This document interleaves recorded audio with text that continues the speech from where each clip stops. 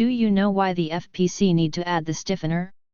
Flexible only PCBs can withstand fewer components than rigid flex. The rigid part of rigid flex can also be as complex as a traditional rigid circuit board. Stiffeners are occasionally laminated the same time as the cover lay.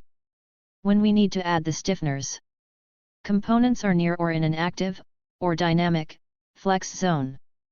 Component size and weight will import stress onto the flex. A large number of SMT pads make planarity critical.